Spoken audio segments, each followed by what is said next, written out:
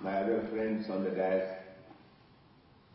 and all other participants present and participating in this very colorful ceremony.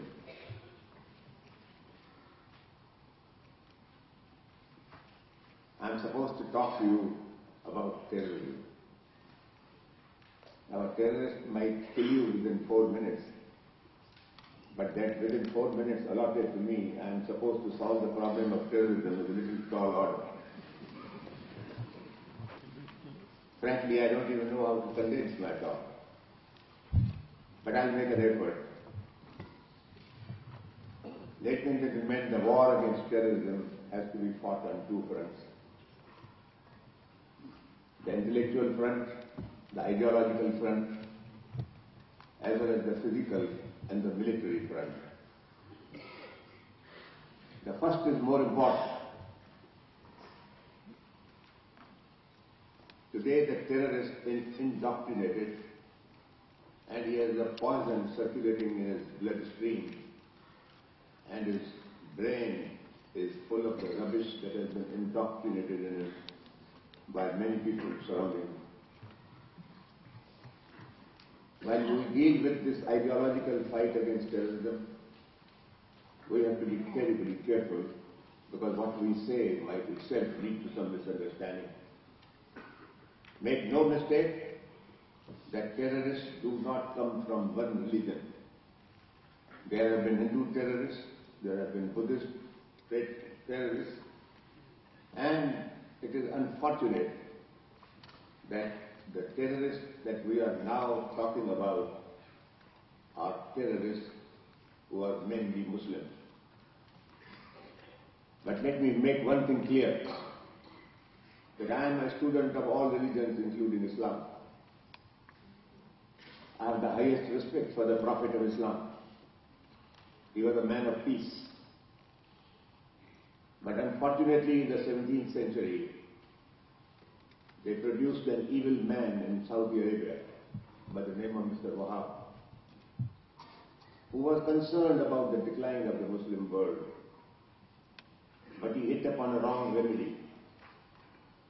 He seized upon one surah in the Quran, which I have read and reread 1,000 times. I find not the slightest justification for terrorism and jihad in that particular surah of the Quran. But ladies and gentlemen, he decided that all mushrikun have forfeited their right to existence. And the mushrikun, according to him, include Christians, Jews, Hindus, all non-Muslims, including the Shias. In the early 19th century, there was a mighty attack on the Shia town of Karbala. Thousands and thousands of Shias were killed. Treasures taken away on 4,000 camels, and so on. Ladies and gentlemen, it is this Wahhabi version of Islam that we have to fight. It is not Islam at all. The trouble about Wahhabism is not that we can't combat that doctrine on an intellectual level, but unfortunately, Wahhabism is being fully supported by a state with which we have friendly relations. It is time those who are in charge of our foreign policy must pick up moral courage and speak up that those states which support the Wahhabi version of Islam and those who finance it, those who provide moral and intellectual encouragement are our enemies, and we shall have no relationship with such states.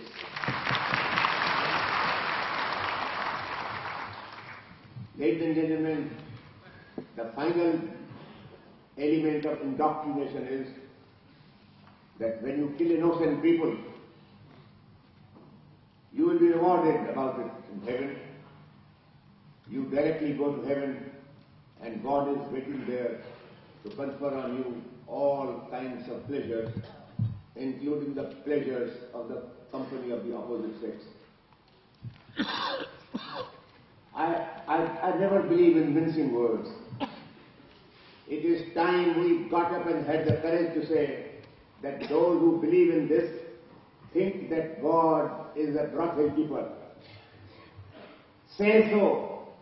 Have the courage to say so and tell them that those who support this version of religion are enemies of God and they disgrace God. Ladies and gentlemen, terrorists today are after the acquisition of nuclear power. Some terrorists have already arrived at the gates of the installations where nuclear power exists and nuclear power is being produced and where nuclear arms are being produced. I hope some of you have read at least Lafayette's book called The Fifth Horseman. If you haven't, please read it again. One nuclear weapon in the hands of a terrorist organization can produce chaos in the whole world. And imagine what will happen if the terrorists come across the weapons of which they are now in search. And ladies and gentlemen, make no mistake again that there is at least one state which finances terrorism. And unfortunately, in India, we are so pusillanimous and cowardly that we entertain the representatives of that state and try to enter into trade relations with them. Recently I was told in a court, in the Supreme Court, in the course of an argument, that we are busy trying to bring gas into this country through pipelines which will pass through that country and another country. According to me, those who are thinking on these lines are enemies of the nation.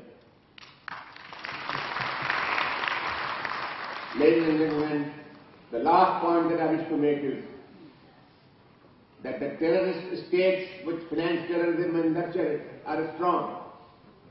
They are militarily strong. They are economically strong.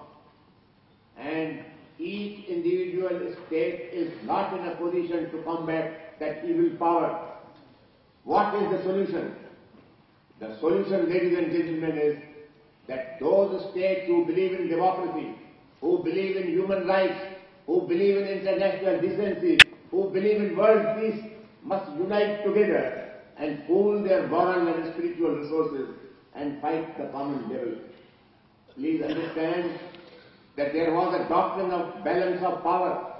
Balance of power meant that if one person, one state is too strong, then others must unite to create a balancing force on the other side.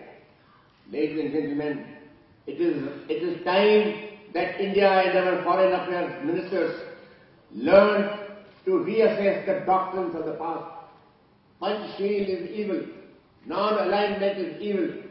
You have to align with the forces of good to be able to combat the forces of evil.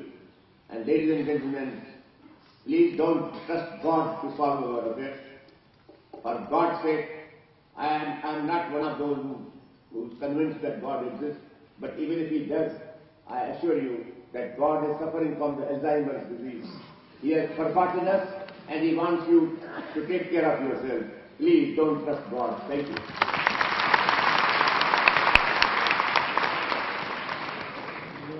We thank you, sir, for your words of wisdom, which will serve us as a guiding light for our future. I now request Honorable the Chief Justice of Singapore, Mr. Justice Shan Che Chuan, to kindly address the gathering.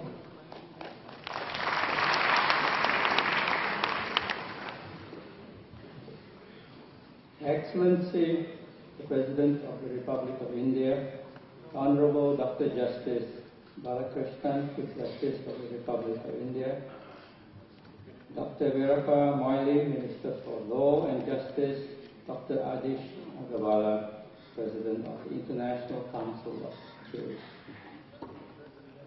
Fellow judges, ladies and gentlemen, I would like to start by saying that Singapore has had a very long historical ties with India, which can be traced back to the time when Singapore became a British possession in 1824.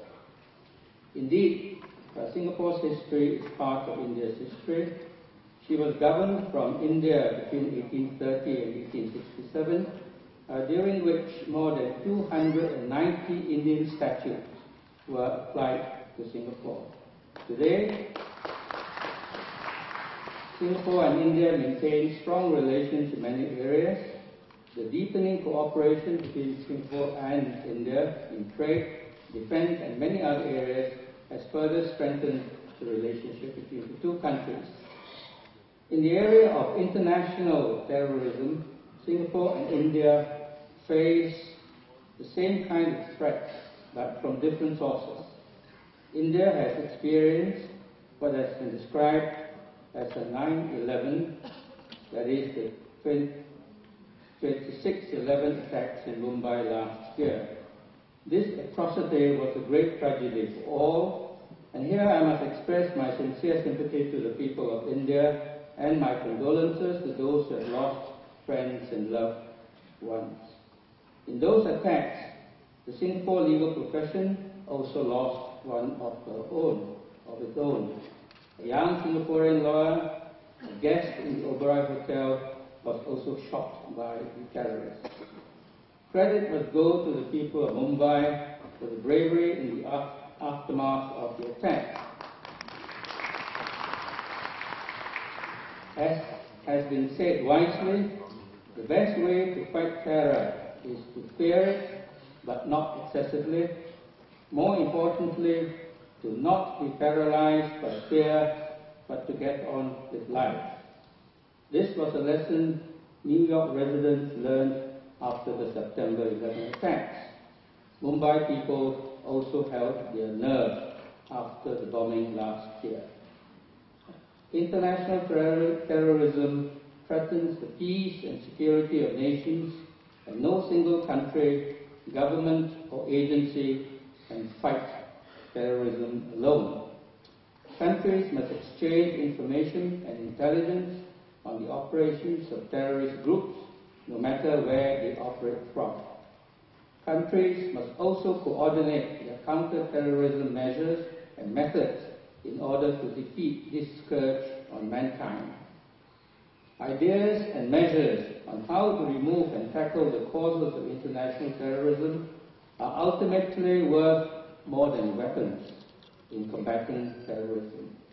If terrorists cannot be persuaded that what they are doing is contrary to all moral principles and values, they cannot be stopped from dying for their misguided beliefs and causing innocent people to die for them. In closing, I wish to express my appreciation once again to the International Council of Jurists for inviting me to be here, and I wish the conference great success. Thank you. Thank you very much, sir. I now request Honorable Judge of International Court of Justice, Mr. Justice On S. Al Khasawne, to kindly address the gathering.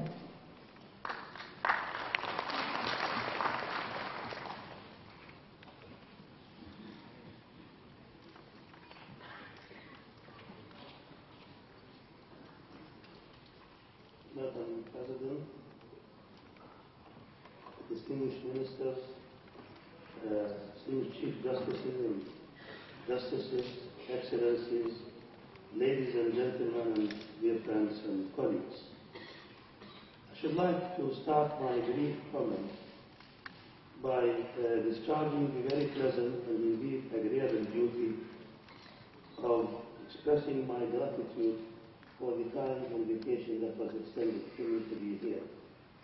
This is the first time ever that I've been to India, a country that I always admired, its history and wisdom, ancient philosophy. I've always been a student, not perhaps a very good student, but a student.